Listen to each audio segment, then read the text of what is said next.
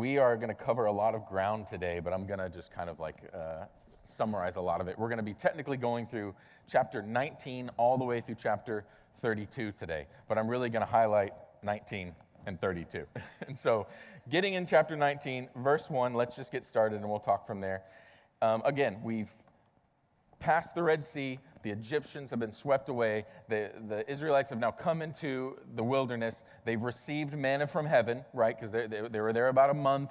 You know, the faith is dwindling, and all of a sudden they need some sustenance. God gives them manna from heaven and all these rules they're supposed to follow. So now here we are another month later, and we've come to the base of Mount Sinai, which, again, it doesn't really highlight it all that much, but what did God tell Moses when he first sent him? You're going to come right back to this spot, and that is going to be a testament that I had a plan the entire time. So we see them fulfilling that promise. God going, see, I told you so. You're going to come back to Mount Sinai, and we're going to move forward in a new covenant today. So 19, verse 1 says, exactly 2 months after the Israelites left Egypt, they arrived in the wilderness of Sinai. And after breaking camp at Rephidim, they came to the wilderness of Sinai and set up camp there at the base of Mount Sinai. Then Moses climbed the mountain to appear before God. The Lord called to him from the mountain and said, give these instructions to the family of Jacob. Announce it to the descendants of Israel. You have seen what I did to the Egyptians. You know how I carried you on eagle's wings and brought you to myself. Now, if you obey me and keep my covenant, you will be my own special treasure from among all the peoples of the earth. I want to pause there really fast. Now, if you obey me, yeah, thanks, guys. Now, if you obey me and keep my covenant, that's key. I think sometimes we forget that the Lord asks us for obedience, and we don't like to talk about that, but we'll dive into more about that later. He says, if you are obedient, for all the earth belongs to me, and you will be my kingdom of priests, my holy nation, and this is the message you give to the people of Israel. So God is saying, look, I'm going to give you this new covenant, and if you listen to me, I'm going to make you a nation of priests. I'm going to bless you beyond belief. And so as Moses goes up to the mountain, God tells him, hey, I'm going to descend upon this mountain. My presence is going to descend upon the mountain, and we are going to create a new covenant. Here's what I need you to do. I need you to go tell the people, don't come up the mountain. Because if they come up the mountain, they're going to die. And Moses is like, okay. So he goes back down. He tells everybody, like, hey, guys, I'm about to go talk to God. We're going to do this whole new covenant thing. Pretty sure it's going to be great. Don't come up the mountain because you'll die.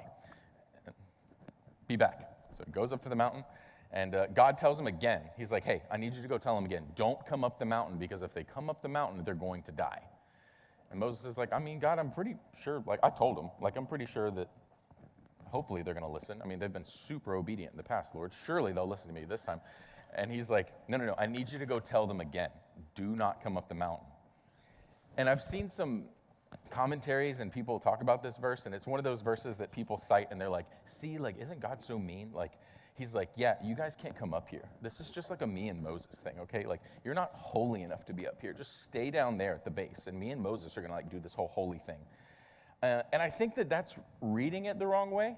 I think that sometimes we read the God of the Old Testament as like this big evil deity who's just out to like slaughter everybody, and then we see hippie Jesus that's just like, man, it's like cool, like just like believe in me, like it's all good. And I think we have to remember, like, it's the same God throughout the entire story. And so if we believe that Jesus is the God of the Old Testament as well, has the same character, we have to go on the assumption that he's doing this out of love. Because we see this as standoffish, but in the reality, God is doing this to save them. I love to cook, and Hezi now loves to cook with me. And so, you know, he's only 4, or he'll be 4 next week, and there's certain things he can't do, but like anytime I'm making dough, like he loves to make dough with me, and I'll rip off a little piece, and he'll roll it on the counter and on the floor and get like dog hair in it, and, you know, play with it and stuff. And we don't eat that dough, we just throw it away in the trash. Unfortunately, I use like sourdough starter sometimes, and so it'll be sitting somewhere, and all of a sudden I'm like, why do I smell bread? And there's just dough that Hezi is stuck somewhere. But, you know, he's got his own little plastic knives, so he can like cut stuff with me. But one thing he can't do, obviously, is he can't use the stove. I mean, 1, he's too short. 2, it's like, I just am not really comfortable with that yet. Like, we'll get there, right? But one morning, I was frying up some bacon, and on the burner closest, you know, like the one burner you actually use. Like, why are those other 3 even there? Like, it's the one burner I use, the one burner. The other ones could stop working, and I'd never know. So I'm frying up bacon, And it's going, and it's hot, and it's spitting and everything. And Hezy's kind of like in our kitchen, dining room kind of area playing with his toys. And I turned around to go to the fridge, and I opened it to get some eggs. And as I turned back around, Hezy is at the stove, hand up, about to grab the handle, as he's seen Daddy do. At least he was going to grab the handle. And I yelled, "Stop!" And he gave me the whole, like, and so I'm like, all right, come here, pick him up and coddle him. Like, hey, buddy, it's okay. Like, Daddy's not mad at you. You just can't touch the stove. You're going to get burned. You realize, like, when I yelled at my son in that moment, that was not a anger. That was not like a, I'm superior than you. How dare you touch my stuff? It was a, hey, I love you so much. I'd rather you not be scarred for the rest of your life. Please don't touch that hot bacon grease. I want to save you from this thing that you're about to experience that's going to negatively affect you. And that's the way that we have to see this verse and this commandment that God is giving them. Do not come up this mountain. You will die. Not because I'm more superior than you, though he is. And it's not because, like, I don't want to talk to you or see you or I think you're wretched. It's because my presence is going to descend upon this mountain. And your sin cannot exist in the midst of my presence. So if you bring that sin close to me, you're going to be vaporized. I'm telling you this for your own good. Do not come up this mountain. And so I think that's easy enough to comprehend and easy enough to grasp. But my thought is, like, why did he have to tell them twice? Like, what is it about the people that they would even want to climb up the mountain? And I think a lot of it has to do with, we have this idea that, man, if we could just see God, I would be more faithful, right? We all, again, you hear a lot of people, and I'm sure I've said it at some point in my life, man, if I was just one of the disciples, I would be like the most faithful person ever. I would definitely never struggle again in my faith. And it's like, yeah, we see Peter, who was all like, Jesus, I'm your biggest fan. And they're like, do you know that guy? He's like, I have no idea who Jesus is. Never met him. No. He's like, no, I saw you with him yesterday. He's like, that definitely wasn't me. I was in Gaza. I was not even here. No. And so, like, we even see people who claim to be Jesus' biggest fans betray him, even to his face. We see Moses, who is this blessed leader in the Bible, ultimately still be disobedient to what God is calling him to do. And yet we have this idea of, like, man, if I could just see Jesus, if I would have just walked with him like the disciples did, if I would have just been able to climb that mountain and just get a glimpse of God, I think I would have been more faithful. I think it would have had all the proof that I needed. I think that's probably why God's telling them not to crawl up, because there had to be that temptation there. God's like, my presence is going to come down on this mountain. I'm going to talk to Moses and give you guys a new covenant. There had to be a handful of dudes that were like, I mean, God's up there? Oh, we could just like crawl up there, get a peek real quick. I want to know what God looks like. Maybe I will understand who this guy really is. Maybe that'll bolster my faith enough to keep going. But the thing is, they saw the miracles of the plagues in Egypt. They saw the Passover miracle. They saw the parting of the Red Sea. They've seen manna from heaven, and yet that's not enough. And I think God knows that. And I think that's why God does not give them another sign in this moment, because we have to realize that our relationship with God has to be more than these mountaintop experiences, right? It has to be more than like, oh, gee, that felt really good, or like, oh, man, I remember when God really spoke to me then. But then we turn away, like Peter does. We say, God, I'm with you. I'll cut off the ears of the dudes. I'm saving, Lord, I'm here. And then the second somebody comes and says, hey, do you know Jesus? Like the second the heat gets turned up, the second it becomes like difficult, the second we have to like utilize some faith and trust, it's, oh no, I don't know that guy. Oh no, I don't know that guy. I think that these people thought that what God desires for us is to just have this relationship around the depth of like a vending machine. Like, oh God, yes, we're hungry, give us food. Oh God, we need deliverance from slavery, kill all the Egyptians. Oh Lord, we need to cross this ocean, okay, let me cross. And I think the reason that God is like cutting it off at this point is because he's saying, do you not see that I desire a relationship with you? Do you not see that I desire more from you than simply treating me like I'm your giant, great, what is it called? Magic 8 ball in the sky? It goes beyond that. Like when we put our order into Amazon, we have this like expectation it's going to come, right? Like you don't even think about it. At this point, we order so much for church and for ourselves. It's like every day we get an Amazon package of something. And it's just kind of like you go out there and get it. I send my order in, I get an order. I send an order in, I get an order. I send an order in, I get an order. Until you don't, and then what do? Oh, you're going to go raise heck on customer service. Can you tell that Amazon does not want you to talk to them? Have you ever tried to find a phone number on an Amazon website? It doesn't exist. You just have to talk to a robot now. I was trying to return something. I ordered something and realized like a day later I didn't need it. You know, you do that, and then you're like, oh, I'm just going to return it. And they're like, nope, sorry, you can't return it. It's already been shipped. I'm like, okay, fine. So I waited, and then it's like the shipping got delayed 2 weeks. And I'm like, okay. So I'm like, okay, can I just return this now? Like, don't even ship it. And they're like, nope, sorry, it's going to ship too soon. I'm like, it's going to be shipped in 2 weeks. What are you talking about? Like, nope, sorry, can't do it. I'm like, okay, fine. So it gets delayed again, like a month. It took me like a month and a half from the point I ordered this thing to the point I get it. I get it. It's paint, because I chipped Bree's car, so I was trying to like, touch up the paint or whatever. And so I'm like, okay, I need to return this thing. And they're like, sorry, it's a hazardous material. And I'm like, okay. I'm like, well, I want my money back then. And they're like, okay, you can just keep it. And I'm like, what is this system you guys have going on here? And I was like, but we feel entitled to these things, right? It's like, I put an order into Amazon, I get what I want. I put an order into Amazon, I get what I want. And right now, the Israelites have the same relationship with God. We need delivery from slavery, I get what I want. We need to cross the Red Sea, I get what I want. I'm hungry in the wilderness, I get what I want. And what God realizes about them is that relationship isn't one based off faith. That's a relationship based on entitlement. Give me this, I need this, give me this, I need this. And what God is saying is, hey, I'm going to create a covenant with you guys that I'm going to provide all of your needs, but you have to realize that my needs are greater than your needs. My wants are greater than your wants, and my way is greater than your way. Sometimes God doesn't answer our prayers, and that's an absolute blessing.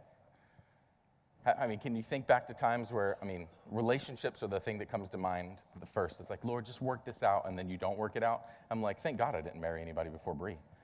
Everything would have just been like a giant downgrade. I'm just saying, you guys know my wife. Thank God I didn't oh, Lord, please let me marry this person. Please, Lord, let it work out. And then we'd break up. Thank God. Thank God he didn't answer my prayers, because he's looking at me going, no, I got something better for you, buddy. Got something far better for you. Don't settle for less. College kids, don't settle for less. Just saying. Just so you know. You can't change him. I'm just saying. He's going to...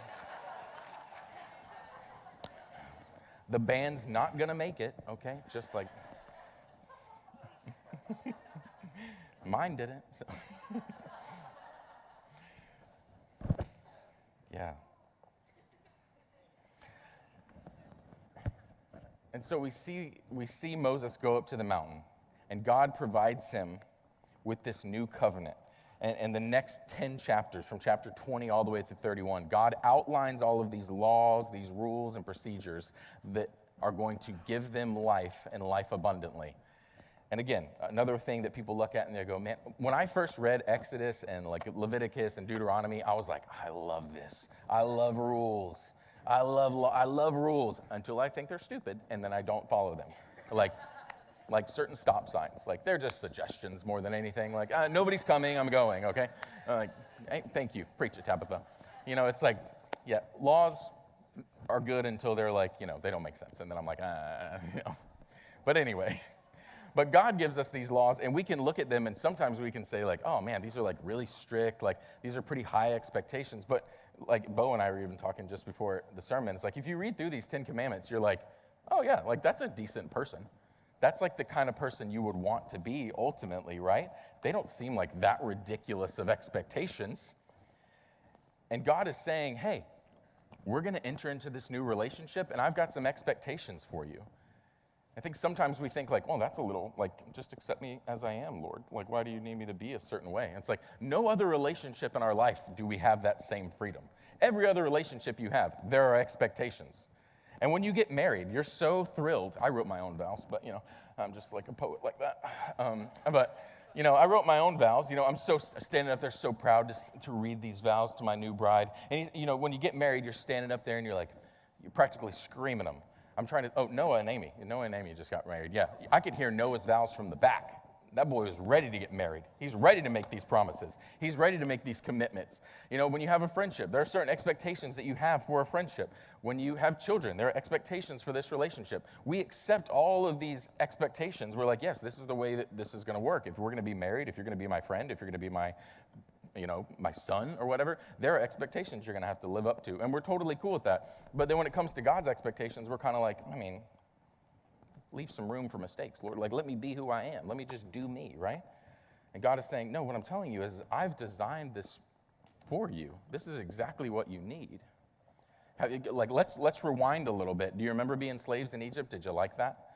Do you remember getting to the Red Sea and feeling panicked and upset? Did you like that feeling?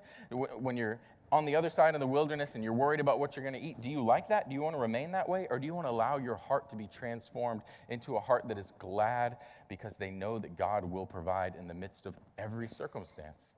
God is saying, I want to give you these commandments to transform you, not to hold you back. These aren't laws that are going to restrict you. These are laws that are going to set you free.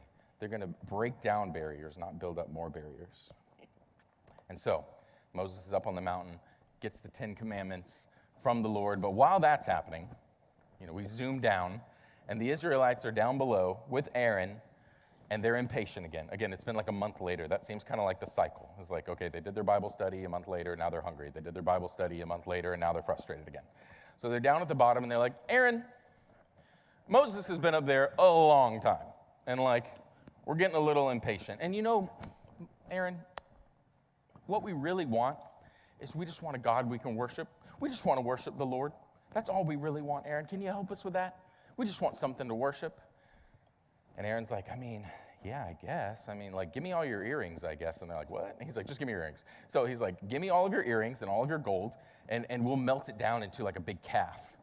And so we can worship that. You see, this is not in the Bible, but it's been quoted by numerous pastors, including John Wesley, who founded the Methodist Church. Good intentions pave the road to hell. The intention behind, we just want a God to worship. Great intention, right? We want to worship the Lord. We want some way, some tangible thing that we can look at and see and attribute to God and say, let us worship them. Great intentions. Unfortunately, those intentions were not backed by pure motives. Because we see Aaron takes all their earrings, he melts them down, he turns it into a calf, and they start worshiping this calf, and it says they enter into pagan revelry. Some other translations say play. It's not the kind of play you're thinking. It's pagan play. So they ultimately are getting drunk, and they're sleeping around with each other. And so then we see the true motivation behind this. They say to Aaron, man, we just want to worship God. Just give us something we can worship. We all want this thing. We all want something tangible to hold, to touch, to see. We just want to worship God. And then we see once they get what they've asked for, what they ultimately want was just to indulge their own flesh. What they ultimately wanted was just to get back to that place of comfort, back to that place of peace. They've been in the wilderness for 2 months now. And even though they've experienced a few mountaintops, those mountaintops are not going to sustain you through the wilderness. Those mountaintop experiences leading you back into the valley of your fleshly pleasures are not going to sustain your walk with the Lord. We have to get past the point of just allowing Sunday to be our only mountaintop experience and then going through the rest of the week praying for a golden calf, something tangible, something we can look to. God is saying, no. Your heart is in the wrong, your intentions may be good, your heart is in the wrong place.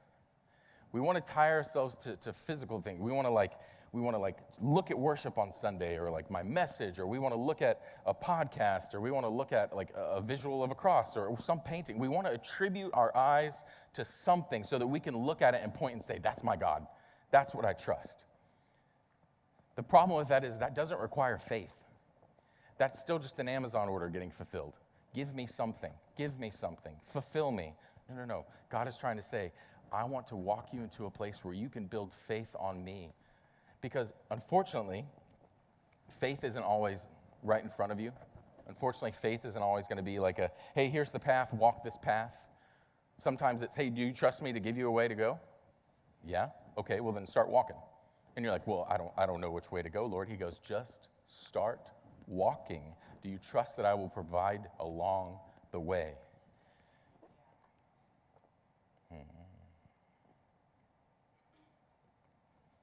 Even though they saw the miraculous plagues, even though they saw the Passover, the Red Sea, the manna from heaven, they still said, I'm not satisfied.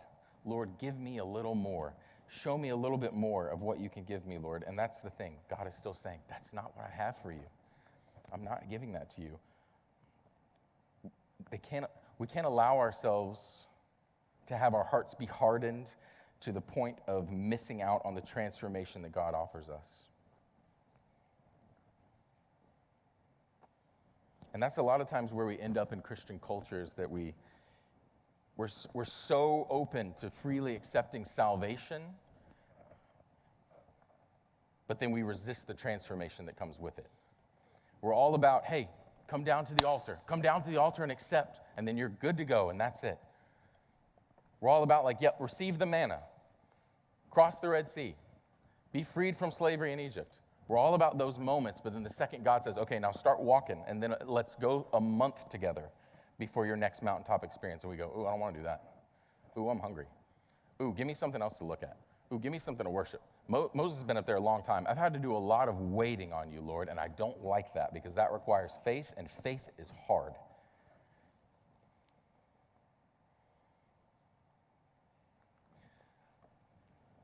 Jesus, when he walked the earth, many times when he approached people, he said, come, follow me. He didn't say, come give me a high five.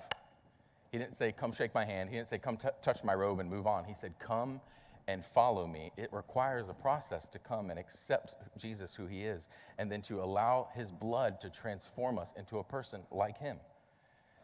He said to many people, come and follow me, and they did. And then he said to the rich young ruler said, Lord, I want what you have. Let me follow you. And he says, come follow me. And he says, but sell everything you have first. And he says, oh, I can't do that. Got far too many valuable things. Another man came to him and he said, Jesus, I want to follow you. And he says, okay, let's go. And he goes, but first I need to go bury my father. And he says, let the dead bury the dead. For those who put their hands to the plow and then turn back are not fit for the kingdom. I don't think that was Jesus being rude to this dude about, oh, we don't bury our dead or anything. I think what he's saying is, where is your heart's intention behind following me? Because what I hear you saying is, hey, I want to follow you, but I've got all this other stuff that I need to take care of first. When is it convenient for me? When am I going to be able to, when does this fit into my schedule? Are you going to swing back by next Tuesday so that I can maybe get a little blessing or something? I've got some stuff I need to take care of first. So what Jesus is saying is, no, what you have to understand is you've got to throw all of that stuff to the side and fully commit to following me. Otherwise, you're going to be like the Israelites in the desert, looking for your next manna from heaven, looking for your next deliverance from the Red Sea. You're going to spend your life doing mountaintops and valleys, mountaintops and valleys. And the thing is, Jesus exists within the valleys, but if you're constantly looking at that mountaintop, you're missing him. He's going to be right in front of your face, and all you're doing is saying, all I got to do is keep going until I get to there. All I got to do is get through Christmas. All I got to do is wait till that next bonus check. All I got to do is wait till my in-laws leave. We're waiting for circumstances to be right. We're waiting for circumstances to be right because apparently that's what's going to allow our faith to continue just one more time. One more time. What Jesus is saying is, I am in the midst of all of your circumstances. I am here with you right now. Do you not see me in front of your face? I want to lead you to something deeper, something greater than just relying on these mountaintops. I want to feed you right now in the midst of the valleys. We love you, Lord.